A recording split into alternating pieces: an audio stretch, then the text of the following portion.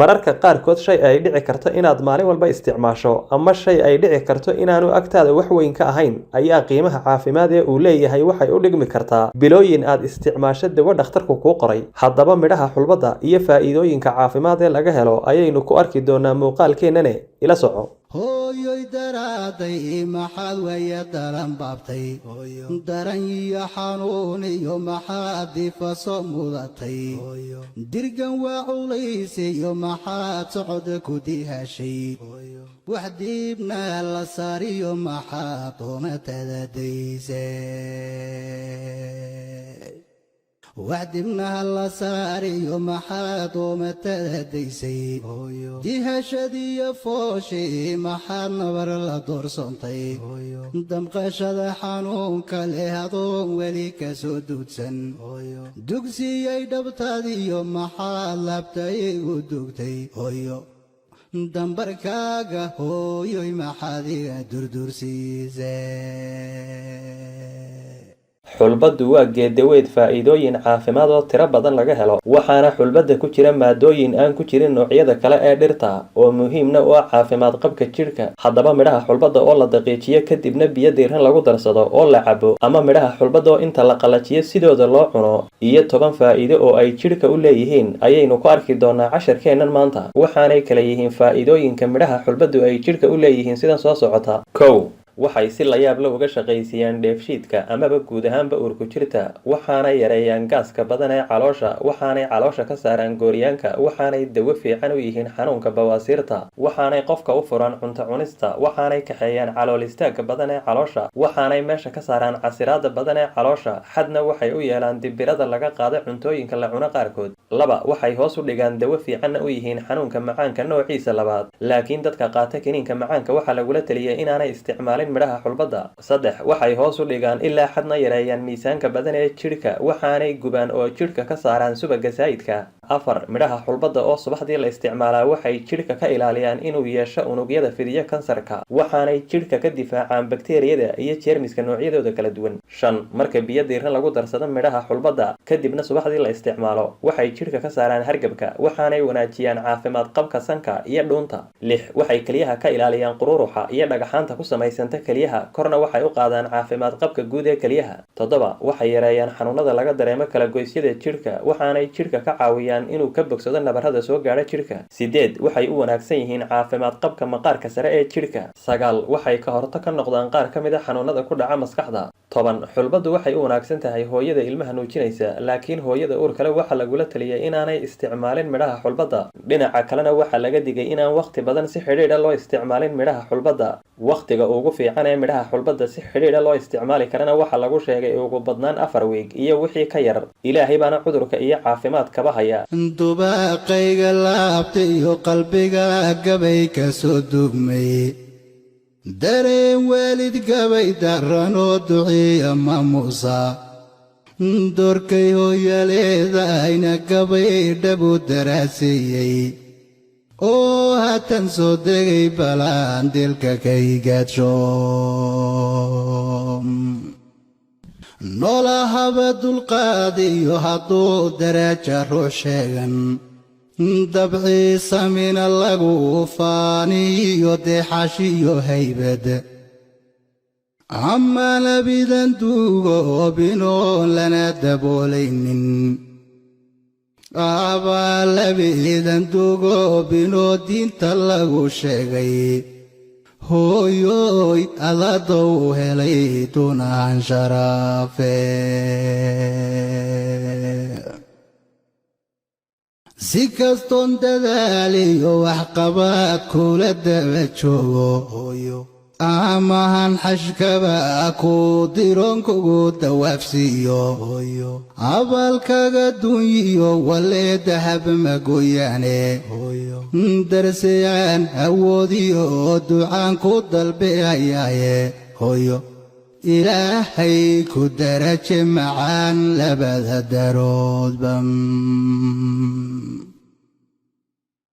inta wiil diriis loo xidhay qaran difaacaysa, inta wiil diriis loo xidhay qaran difaacaysa, أما سدباباد وطي سمادا دوليسا دلجر لغا عبصودي يهليون كودا دقي أما جيرا دكتوري مسؤول دولة نما شكتي أما شيخ علمي قدال عيدين تفيدين ايا يدوب دقميكينا جيرا ما أبوان دوبيا أما هو بحدروسا لبارو يدوك سيقادا أما قبر درما قروسا لي إرق وضوقي أما قبر درما قروسا لي إرق وضوقي دادك مدادا صوتي هنيرون ذي لغا دوغين هويو أما هذا دور مقضيو درجة قرسينين هويو دوني دبا الله انت مايمن أدن دبدي دوني دبا الله انت مايمن أدن دبدي هويو ولي وحن دراسين يا وعد الله رارذي ولي وحن دراسين يا وعد الله رارذي ظروفي هذه لسمرتيو دروعدي ويدايدن iyo meeshii ay daranaydaan u dadagaay iyo meeshii ay daranaydaan u dadagaay hooyo hooyoy daraaday maxaad waya daran baabtay daran iyo xanuun iyo maxaad difaso mudatay dirgan waa culays iyo maxaad socod ku dihashay wax diibna la saariyo maxaad doomatada daysay وعدمنا الله ساري ومحاد ومتديسي ديها شدي فوشي محاد نبر الدور صنطي دم قشد حنون كالها ضوم وليك سودوتسن دوكسي يدبتادي ومحاد لابتاي ودوكتي دم بركاغا هويو محادي دردور سيزي dambarkaaga hooyoy maxaadiga durdursiisay dadkoo seexday liilkii maxaadigu dul soo jeeday dusha sare maxaadigu sidood dhabarka ii daysay anoo daa'imaaho sidii diin gurguranaya dabka dhowristaydii maxaad waya igu daashay maxaad dayadaaya tiri hamadi dawaysay dig hurdada maxaan idhi intaad duhurkii maydhay gaajaynan dareemiyo maxaad saxar yar ii diiday inaan daraja gaadhiyo maxaad samahay doortay si kastoon dadaaliyo waxqabad kula daba joogo amaan xashkaba kuu diroon kugu dawaafsiiyo abaalkaaga duunyiyo walee dahab magoyane xaqaagan la duutay karayn lana daboolayne darsiyaan awoodiyo ducaan ku dalbehayaye hooyo rabbigay ku daraje macaan labada daroodba